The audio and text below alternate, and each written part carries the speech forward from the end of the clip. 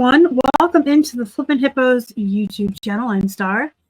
If you're new here or you haven't yet, please consider subscribing. It does help us feed our hungry hippos. And don't forget to hit the thumbs up. Today we're looking at Plush that sold on eBay in the month of November. So we're looking back at last month, specifically only on the eBay platform, and I've pulled up every plush that sold. The first ones you're going to see here, you've probably already seen if you watched our What Sold on eBay weekly video I put out this week. So we'll go through those kind of quick. My weekly What Sold videos do go into more detail about cost of goods, if I accepted a best offer. These overall plush-centric videos, I just try to focus on the brands and the characters and kind of have a teachable moment about plush that you should be looking for. Keep in mind that we buy 99% of our merchandise, our inventory, bulk or wholesale. So I do get a lot of plush that is kind of poopy, and I try to list everything I get in the lots. So the purpose of these videos is to basically tell you what's poop, what's bread and butter, and what are bolos, so that when you're out thrifting, say at thrift stores or church sales or garage sales, and you're selecting these one-off or one-by-one purchases, you know what to look for. This is a vintage Animal Alley toy. These are definitely a bolo. This is what the tag looks like. This is a vintage Toys R Us brand. And they do have some really big ones that can go for even more money. This is a vintage Russ. Their tags look similar to this. Most vintage plush is going to be a good pickup. It's going to be solid bread and butter or bolo. Some vintage plush can be disappointing, so just always do your due diligence. But if you're paying like a couple of bucks or less and you can tell that it's vintage, I always say grab it. And if you don't like filler items or bread and butter, always comp it before you buy it. Gans Webkins, hit or miss. So these ones you really need to look up. If you find them in the wild and you're purchasing them one by one, you really need to comp each one. If you come across a deal where you can get a whole box full or a whole bag full for really cheap, I would say grab them all. I don't know that whether or not they have the code really matters to their value, and I've said this before. I've had certain Gans Webkins with no codes that have comped at 40 and 50 bucks. And some with the brand new never opened codes that comp lower. I think it's really the animal and how oversaturated it is and how much folks are looking for that particular, like how sought after. These are poop. We don't even need to talk about them. Poop, poop, poop. Poop. This is poop too. Victoria's Secret. Animals are apparently poop. Wild Republic.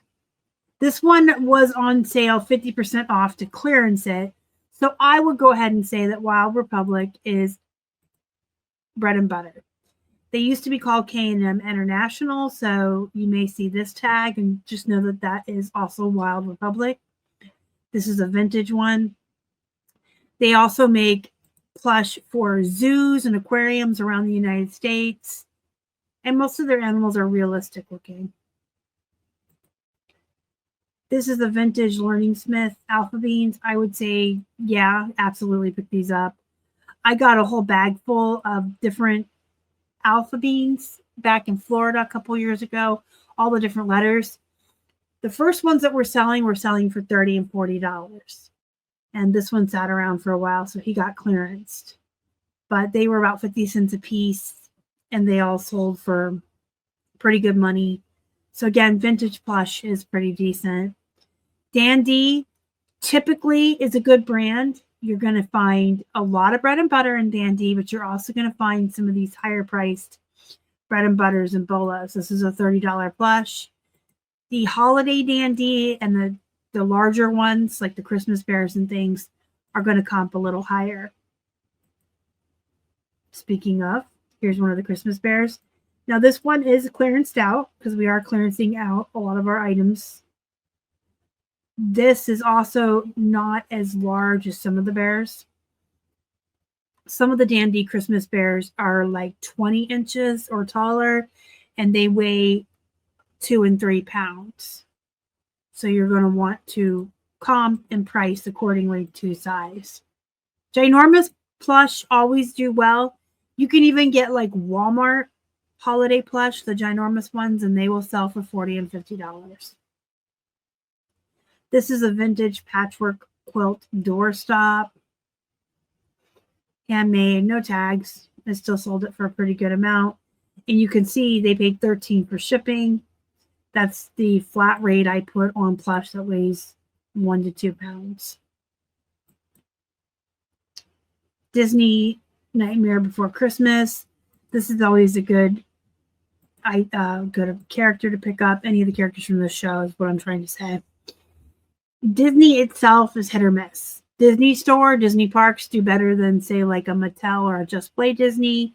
But certain characters and certain shows are oversaturated or not as popular anymore. And then you have shows on Disney Junior that ebb and flow in their popularity. So it's just a good idea to keep an eye out for what's popular, what movies are coming out, and just know that certain Winnie the Pooh, Mickey Mouse, and Friends, those are definitely oversaturated. We do well with the Nightmare Before Christmas plushies around Halloween and Christmas when we find them. This is Aurora. Aurora is typically a pretty good brand. Solid bread and butter. Just this poor little hippo didn't comp very high, but I do like Aurora. So keep your eyes out for Aurora. Wish Pets is a good brand. I'm going to show you their tag. This is what you want to look for. I've had some Wish Pets that were like 4 inches big, like mini plush, that comp at $40 and $50. And this alligator, was an over $20 plush. So I definitely would pick up Wish Pets. Homer Best, I would avoid. I would call this poop. That's what the tag looks like. This is Les Bébés. I like all plush that's specifically meant for infants and babies. This one didn't comp that high, though, so I might avoid this brand in the future. But baby toys that are meant for infants will always have these soft eyes. This is a Build-A-Bear. Again, this is on clearance. This is about a $25 bear, typically. Build-A-Bear is definitely one of my top favorite brands to sell. We have a vintage Aurora, so this one comps for a little bit more. Solid bread and butter. This is a new to me brand I've never heard of. I would probably pick it up again. But we have a volume-based business, so we don't mind a lot of bread and butter and filler items. Keep that in mind. Here's a giant dandy dog. Now, this was originally like a almost $40 dog. I did have it on clearance. This was on clearance, but you want to avoid tie. There's some classic tie or attic treasures that are worth a little bit of money, but even these boos, and a couple of years ago, I would have told you Beanie Boos were solid bread and butter, but they're kind of oversaturated, and people have raced to the bottom on them. Here's a good vintage Dakin plush. This is what their tags look like. I always pick up vintage Dakin when I find it. This is Pope. Pope came in a wholesale lot. I went ahead and sold it, but I try to avoid gallery if I'm selecting my plush myself. This you want to keep your eyes out for. Lee's Babies. They're vintage plush, and they're usually smaller beanbag plush, but they do comp pretty well. This one sold for like $30, so I thought this was a cow, by the way. It looks like a cow, but when I did a Google image search on it, other people had this listed as a leopard. So, sometimes it's a good idea to Google image search when you're listing, even if you're pretty confident that this is a cow. Keith thought it looked like a pig. So then we have another vintage plush. This is Russ Berry, Baby Hoppity. This is what those tags look like. Solid bread and butter. Poop. I avoid Snoopy. Snoopy is like Mickey Mouse. Just oversaturated. Race to the bottom. Even the cutesy ones like this with the specific holiday costumes. This came in a wholesale lot though, so I listed it. And then again, not all Disney is created equal. This is a special World Festival of Lion King monkey from Walt Disney World. So of course he comped a little bit higher and sold for $35. All right, if you have any questions, comments, concerns about reselling plush in general, reselling it all, don't hesitate to ask. I do answer everybody in the comments. And join our Facebook group, Flippin' Hippos Reseller Pod. Go be productive, go make some money, and I'll see you next time. Thanks for watching. Bye.